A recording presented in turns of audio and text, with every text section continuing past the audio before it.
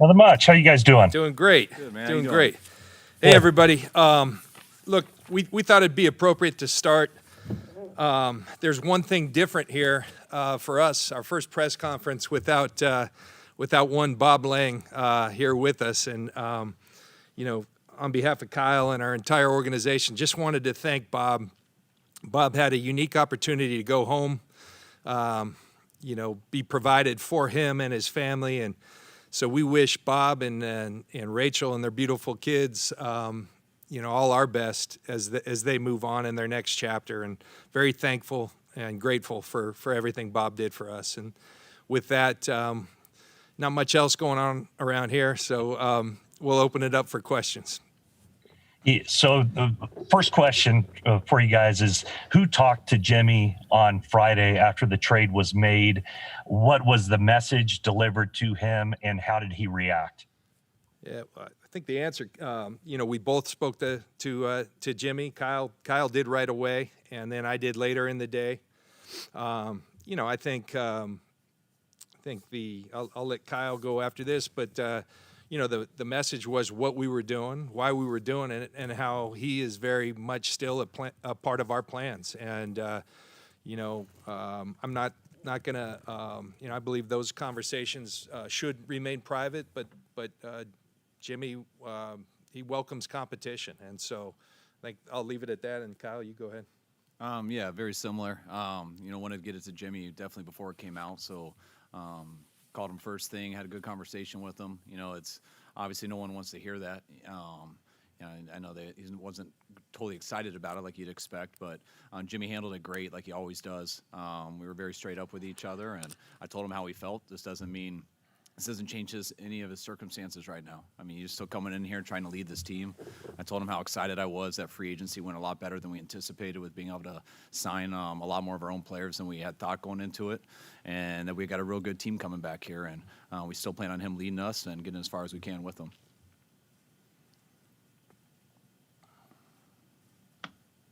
Hi, guys. I'm sure you saw yesterday Peter King reported that you guys were likely to head to Tuscaloosa tomorrow for Alabama's pro day. Kyle, you've seldom been seen on the pro day circuit, so this seems like it's a big deal. Is that right? Are you going to Alabama? And B, what was the thought process on going there instead of Ohio State? Why not go to BYU or to North Dakota State? Some of those other pro days. We have people at all the spots. A lot of people we trust and people we meet with here over the next month. I normally don't like to go to them a bunch unless I feel unless I have to for some reason. But I also have been kind of grown up in the idea that you don't like to go everywhere and show people things. And when you're sitting at 12 and stuff, I don't want to go to a bunch of quarterback pro days and things like that. Now that you move up to 3, you don't have to hide as much. It's not as big of a deal to me as it might have been when we were sitting at 12. Alabama's already had one. This is their second one. And just talking with, with Fields' agent and everything, we'll get another one from him too, so we'll be able to see him. So that kind of made it an easy decision. Hey, Kyle and John, this is for both of you. But Kyle, you just mentioned that your plans are to try to make a run at this thing this year. How much of this decision that you made was driven, and to hang on to Jimmy, is driven by the fact that you believe you can compete this year, but also maybe concerns about his injury history? I think you had to look at everything. You hope to be competing to get into the playoffs every single year, which is the ultimate deal to get you a chance at the Super Bowl. So that's your goal every year. The more you look into this league, it's especially our 4 years here, it's very hard to succeed when your starting quarterback doesn't stay healthy, or if you don't have one of those true starting quarterbacks. And we've gotten that with Jimmy. He's played at a very high level when he's played. It's been tough the 2 years he's missed. It's been hard to compete the same way. So we knew we had to look into that this year, I think, as everyone expected. But when you learn a lot about this stuff, you take into the salary cap, all the things that go on. We were hoping to get a younger guy in here eventually. And to look at this year to where we feel we had a chance to do it, we were excited about it. And then you're making those decisions and trying to plan it out. also at the same time free agency is going on. So you don't know exactly what type of team you're going to have through it all. And then like, I guess when the dust settles and we signed a bunch of our guys back and you feel you got a team, does that change how you feel about going to get a rookie quarterback? It might a little bit, as far as that week one or that season coming up. But as far as your whole organization, I think that's something we felt pretty strongly at early on, that if we could find the right guys for that guy to be, we'd like to get in that position to do that. Yeah, Nick, I would echo what Kyle says. I think he said it well, but yeah, the impetus for these conversations with some of the other teams we talked to about moving up, it really started out of a want at first to, what, the NFL is set up that free agency comes first, then the draft. Well, it'd be nice to know for free agency, what are we dealing with? And nobody was ready to pull the trigger then. So those first conversations happened early in March. But as free agency went, as we started going through, and we're happy with the results. We retained a lot of our key people. We added to it. We felt like we have a team that can compete. And, at the same time, I think, Parag, Brian Hampton, that crew has done a tremendous job of leaving us some flexibility. We went to ownership, said, hey, things are looking good. We'd like to make this move, but we also don't want to say goodbye to Jimmy. We think he's shown we can get to a Super Bowl with him. We can play at a high level, and we don't think those two things have to be mutually exclusive. And so the opportunity to trade up and possibly get a guy that can be a big part of our future and keep Jimmy, who we're very high on, and is I think some positive things are happening this offseason for. That's kind of the plan we arrived at, and we're very excited. It was a stated goal that we needed to come out with the quarterback position being stronger this year, and I think we've put ourselves in a opportunity to make that happen with this move. Hey guys, could you maybe describe how strong a sense you have on what the top two picks are going to do, and just kind of, I don't know if you want to get into just depicting what your top three options would be, or if you pinpointed one exactly. Well, I think anytime you're projecting, Cam, it's just like you. We don't have intel on what's going on other than what's been out there, and I think those two teams have been pretty forthright. Urban Meyer's been on record. They were obviously there watching Trevor at Clemson, and who knows what happens with the Jets. I think ultimately the decision we made was we were very comfortable with this group of players at the top of this draft.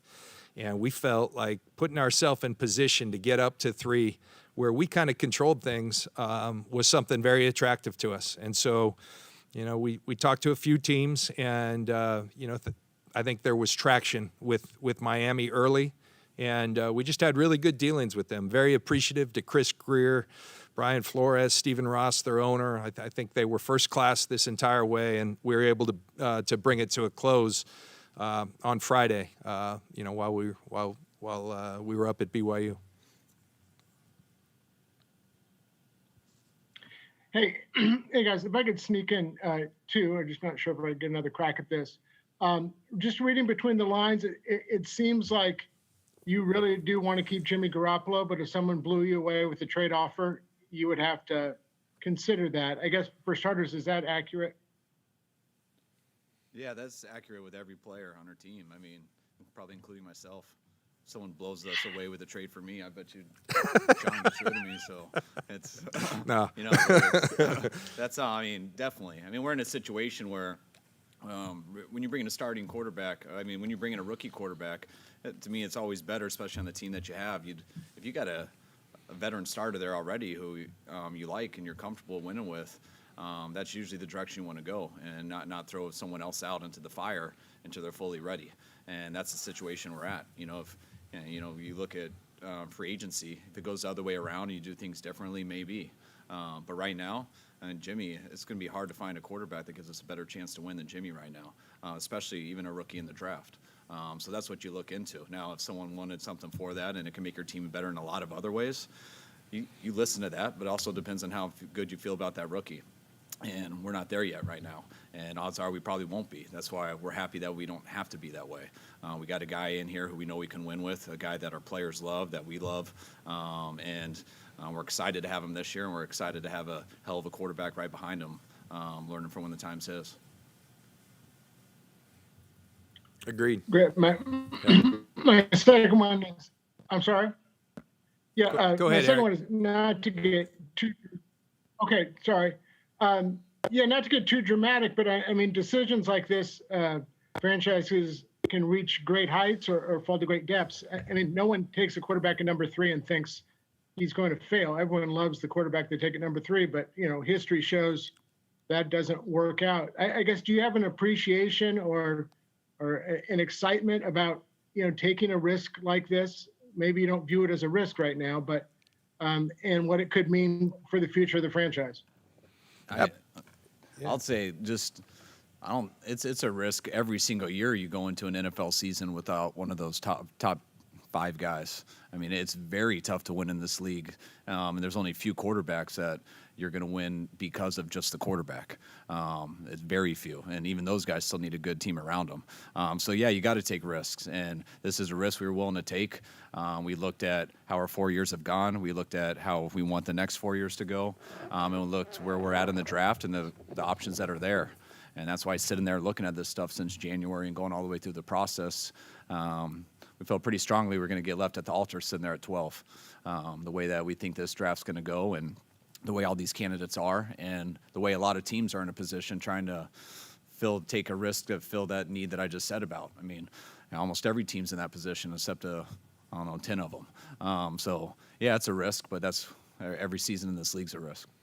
Yeah, and I would just add to that, Eric, that, of course, this was made with a lot of deliberation, a lot of study, a lot of opinions from multiple people, and we ultimately arrived that we thought it was worth it. And, we also, I think, paid somewhat of a premium for doing it early. And why was that important to us? Because, well, one thing I always remember, Bill Walsh, one thing he used to talk about a lot when I was at Stanford was you got to beat your opponent to the punch. And we felt like it was a matter of time before the first domino fell, and we wanted to be a part of that. Once we decided this was something we wanted to do, and might we pay a little bit of a premium for that? Yeah. But, we felt like this was a priority. This was a priority for our football organization going forward. So absolutely, you understand, you study historically how things work, but we've got great confidence in this group of players that are up there, and now we hone in and continue to examine each and every guy that we have interest in at that spot, and ultimately do our best to find the guy who's gonna be a great part of this organization's future. This is for Kyle. Just given with Trey Lance, he played in a pro-style system, but given he only had one game in 2020 and overall the sample is relatively small, how does that change the evaluation process from your standpoint? And a second question, is Chris Sims privy to your decision at number 3? Yeah, I tell him everything. No, yeah, I mean, it's always harder when a guy didn't play this year, definitely. And, he played one game, so I don't think people are going to go a ton off of one game. You got to go off his body of work, and you got to play the whole season before. So it's of course we'd all wish he could have one. We wish Wilson could have a full season too. There's a lot of things that happened this year, and we also wish we could go personally work out everybody. I wish I could go out to dinner with everybody. There's a lot of things that make it harder for everyone this year, but the draft's hard every year. So I mean, if you look at it over history, I mean, 50-50 is pretty good. So you throw in a lot more variables, and it makes it harder, but is it going to make it worse than 50-50? I don't know. But one thing that I kind of liked with what we did, when you sit at 12 and, everyone's talking about there's possibly 5 guys that could go around there. And, man, you can't work these guys out. You can't go out to dinner with them, but you got to find out a lot more about these guys. How do you do that without tipping your hand off to everyone? And that was also one of the frustrating things, to be sitting there like, man, we don't want to go try to see someone or do all this stuff or be Zooming all the time, and now everyone knows how hard we're trying to do something. You get to 3, you don't have to mess with that stuff, and I think that gives us a better chance now to do our due diligence, because we don't have to really play any games in that way. Kyle, I don't expect you to like list out your preferences here, but is Mac Jones in your mind worthy of that top echelon, and is he somebody you've liked for a while? Yeah, I mean, I just saw him in January for the first time, along with all these other guys. So they've all been in that boat. I was joking. I didn't finish that answer to that last one on Chris, but trust me, Chris talks about everything. Therefore, I haven't been able to talk to him in a couple of years. Anyone who you're friends with who speaks in the media and people think you're friends with them, that means you're not allowed to tell him anything. That's why he doesn't even ask me stuff, because if he does ask me something and I tell him, then he can't say it. So, but Chris does a good job with that stuff, and I respect listening to him. That's why I always do listen to his opinions, because he's not a guy who just calls people to get his opinions. Chris works at it. That's why he wanted to be a coach for a little bit, spending a year in New England and stuff. He didn't like the hours, I understand. But he loves watching quarterbacks and doing that stuff. So I always love to hear his evaluation. What was your question after that? Because I cleared that last one. Oh, yeah, about Mac. Mac, in the sense, I can't answer exactly the stuff, but the way we looked at it is, I mean, to move up to 3, we had to feel good that there's 3 guys we'd be comfortable with leading our team for a long time. And we couldn't make that decision before there was 3 guys. So we had to feel that way with 3. Now I think there's a chance to get there with 4 and 5. There's a chance. There's 5 guys that are kind of at this party a little bit, and people are talking about them going everywhere. They're all over in the first round. Our feeling is these guys are going to go a lot higher than people realize. And when you have 2 guys sitting out 1 and 2, possibly could, even possibly 3 and 4, then you hear a lot of teams all the way through the draft who are in a situation where they really want a quarterback and they don't have someone close to what we have with Jimmy. That means those 5 guys are going to disappear pretty fast. So we had to feel confident in 3 to make this move. And that's what we did. And I'm excited about, now we know there's 5 players. Who do you want to put your future in? Well, I'm glad we got a month to really work on that. Both of you had spoken about how important re-signing your free agents were. When you look at the timelines, re-signing Trent Williams and Kyle Juszczyk, how much did that influence going up and moving for that trade for the number 3 spot, and kind of the timeline of how that all progressed? Yeah, so good question, Jennifer, and it got so much has transpired. I'm trying to put it all together, but first of all, I told you the timing. The initial calls on this trade kind of went out early in March, probably that first week of March, and a lot of teams weren't ready because this is such a different year. So the process really hadn't happened. Imagine this time.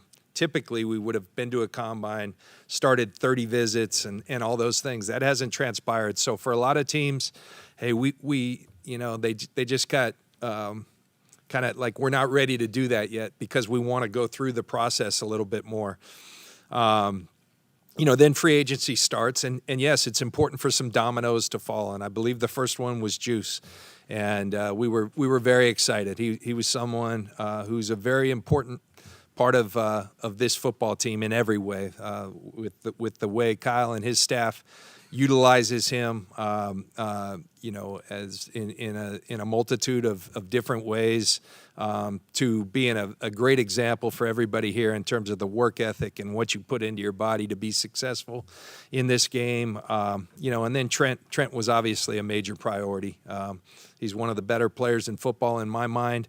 We made that trade. We worked hard late in the season to get something done. Trent was enamored, as he should be, with the opportunity to reach free agency, and I think had us nervous, but ultimately we were able to get something done, and we were thrilled. And so everything plays into it. But I'd probably more so, the idea of going ahead and doing that, but also, having plans of rolling with Jimmy as well. That probably was influenced by our success in free agency in our mind. We all know that this will be judged over time. To kind of keep the whole thing together was influenced by the success that we were able to have in free agency. This one's for John. When you talk about some of those dominoes, how big of a domino was the D Ford restructure for you to be able to fit both Jimmy and this number 3 pick in your 2021 cap situation? And how is D Ford doing right now? Well, D's doing well. I with that type of injury, you don't want to get too high or too low. And I think he's really in a good place. He's working. He's been here every day, David. He's working extremely hard. It's encouraging to look out my window and see things progress. But I think we'll leave it at that. But we're very appreciative to D and his representative Adisa for working with us to come up with something that would allow for us to gain some more room. And he worked with us, and we're extremely appreciative. I think both sides won there, and I think on that note, just would really like to thank Parag, Brian Hampton, Buff, Richard Buffum, and Jeff Diamond. Those guys do tremendous work. It starts, it's funny. We refer to them as the Fed because they kind of set prices for the entire league, and agents look forward to their pricing of players in free agency. And this year in particular, because we didn't have a combine where a lot of that stuff goes on, I think a lot of people were relying on them, and those guys did a tremendous job, working through and the relationships with agents, and I thought were really excellent in what they were able to contribute, as well as our pro staff, led by Rand Carthon and R.J. Gillen, Sally Clavel, and Fred Gamage. They were all a part of this. Kyle and I believe in listening to everyone and creating a good team where everyone feels empowered and feels like their opinion matters. And I think what we've been able to accomplish thus far is, very representative of a lot of efforts from a lot of different people. Kyle, there's a perception that, your ideal archetype quarterback is Kirk Cousins and that's somehow rigid. You said your process has sort of evolved over the years. How accurate is that perception, and how has your decision-making on quarterbacks evolved? I'd probably change my number every time. I sometimes say there's 5, I sometimes say there's 10. But they're all different, but there's 10 of them, whatever that number is. And it's you want an elite player. And of course, if you can get a guy who's elite with his arm and can play in that pocket and do everything and still run around and make off-schedule plays, that's what you've seen with Mahomes. And everybody wants something like that. But there is a risk to everything, and you got to see that in the draft. You got to see it in college, and it's not that these guys are just coming. No one's probably been talented like that. Some have. Elway was pretty talented, and there's people. But more and more, there's more talented players playing these positions in college. So I do think there's more options coming into the league. But if you can't sit in that pocket and play the position, eventually it's not going to matter. So they both go hand in hand. To say that my prototypical guy is someone like Kirk Cousins, that's just... Everyone knows my history with Kirk. We drafted him in the 4th round at Washington. I got to coach him for 3 games. We were fired. I left. Thought we'd have a chance to get him here in free agency. And I would have loved to have him in free agency until Jimmy came along the year before, because I thought we could have won with him, just like Minnesota has. Just like I think Kirk does a good job for whatever team he plays for every year. There's a number of quarterbacks like that. That's the only one I've been associated with, because people thought I was trying to bring him here, which I was at the time. It's not because that's how you draw it up. If you're going to draw it up, you're going to draw the biggest, fastest, strongest, and best quarterback in the pocket. So I think that's pretty ridiculous to say that, but I also will tell you I love Kirk. I know I'm not allowed to talk about other players, but Kirk's a hell of a player, and a lot of people would be lucky to have a quarterback like that. Kyle, does the decision-making you guys are making at number 3, is it any different knowing you have Jimmy there, in terms of whether you're looking at a guy who maybe needs to sit for a little bit to develop, that you have that luxury maybe because you have Jimmy? Does it alter anything at all? Yeah, I think you weigh all that stuff in, especially when you have a month to really do it, and you look at our team and everything, and you want to have an idea of what this guy can do right away, how he fits in your team right away, and what that means for the future. But I don't think you want to make a decision, to move up to 3 and do what we did just based off of what's the best for 1 year. So you want to take that into account, especially when there's a number of candidates there. It's not like there is just one guy. So when there's 3 to 5 guys who could be there, you're going to take all that into account. But we got to make sure we get the right guy for the future, not just this year.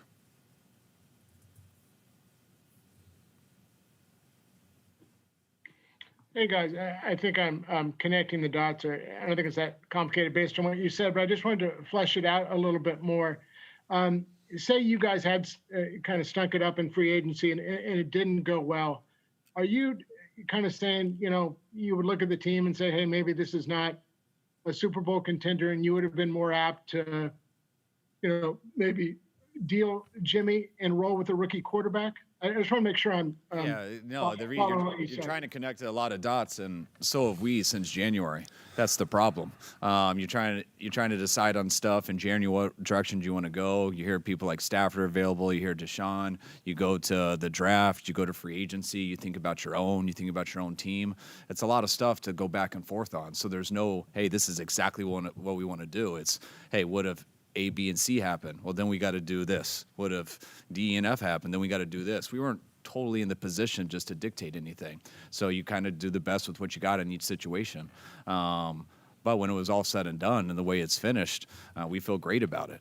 But that's also why we tried to get up to the spot, to number 3, so we could control our own decisions a little bit and not just sit there and try to play everything off each other. So there was no set plan, but we also knew, hey, in free agency, the way this salary cap just went, man, there's a chance we won't be able to sign back many of our own guys. That's what our players and us were worried about all season. It was tough to go through that. And fortunately for the 49ers, we were able to. But you never knew that till free agency. And we're not going to know. We didn't know anything until the draft. At least after we made this trade, we got a much better understanding of what we're going to do in the draft. Yeah, and I would just add to that. I mean, I think we've been fairly consistent and resolute about Jimmy being a part of us this entire offseason. I think probably the equation, the combination of both, moving up and keeping Jimmy, that probably crystallized as free agency, in our minds went well, that could be a possibility. Because I think at one point, well, if we're going to do this, then does it make sense? And then ultimately, that's where we arrived at. So I think you try to keep a lot of balls in the air, try to see what your options are. But one thing consistent, we've been pleased with Jimmy. We know we can win with Jimmy.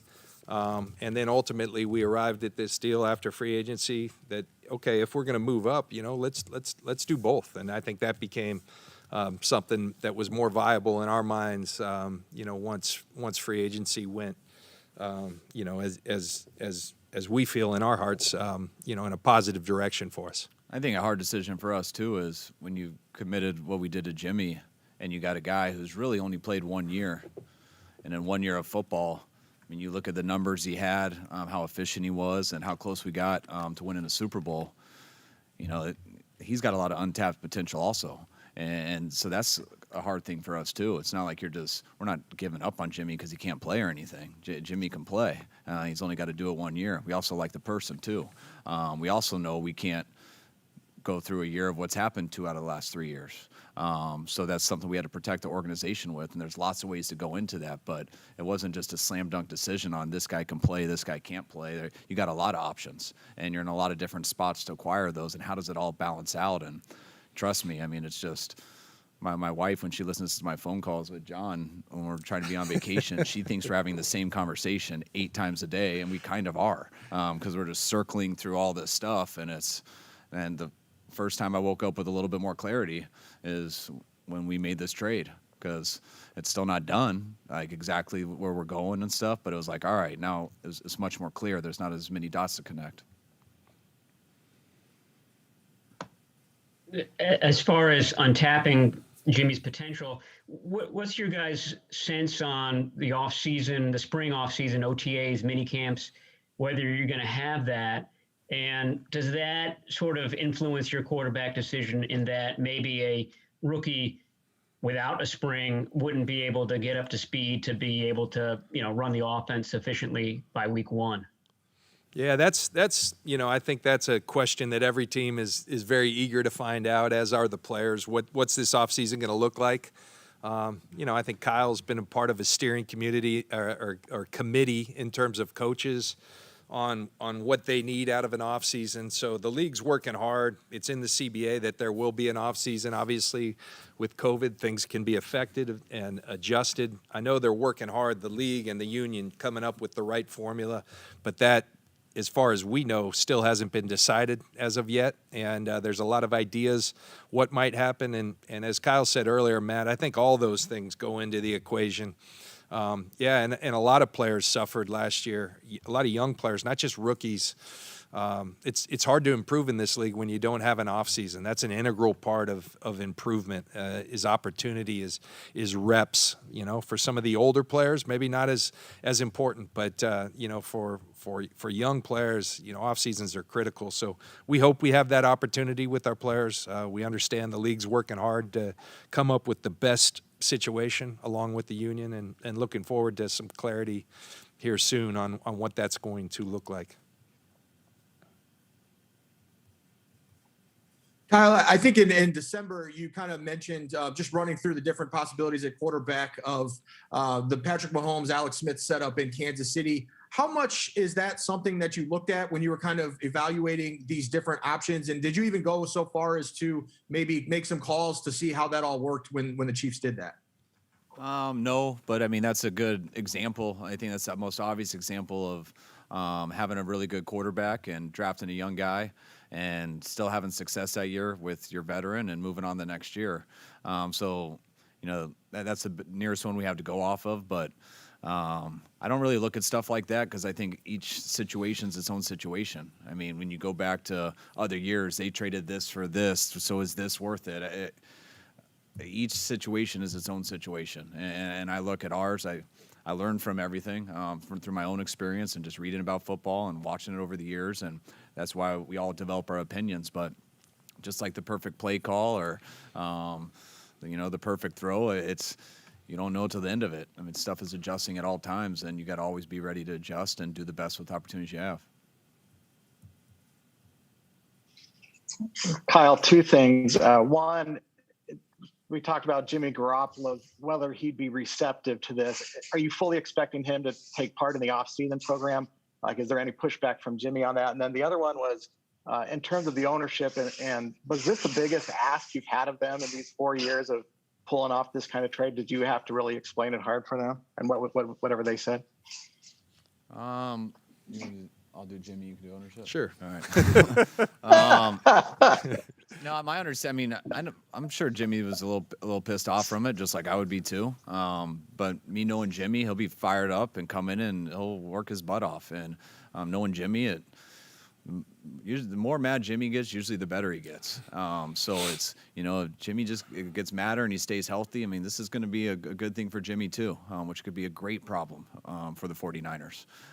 So I hope Jimmy's all right with it, and I expect him to be, and I'm excited to have him come in here and see what he's been doing when he's away, and hopefully we'll have a team here that we can work and practice with, which, as John just said, I think will eventually happen. Yeah, Cam, I think from the beginning, since Kyle and I have been here, part of the reason we came here, ownership's been tremendously supportive, and Jed's around here a lot, and I guess particularly with pandemic, people aren't traveling as much. He's here a lot, and but he allows us to do our work. And Kyle and I spend a lot of time together talking about various scenarios, and so we're always and he's always kept abreast of what's going on. And so it kind of was happening in real time, and there was ongoing communication with our ownership. But yes, of course, when you're gonna make a move like we did, there is that. Okay, now we really have to talk because we're about to do this. What do you think? Are you supportive of that? Are you on board? And what about this wrinkle? And from day one, he has been supportive, and it's not without explanation. We explain why we're thinking certain things, and I talked to Jed, talked to Dr. York. Occasionally, we get to talk to Denise. That's always fun, and the family's been nothing but supportive since we've been here, and they were on this. We'll do two more, guys.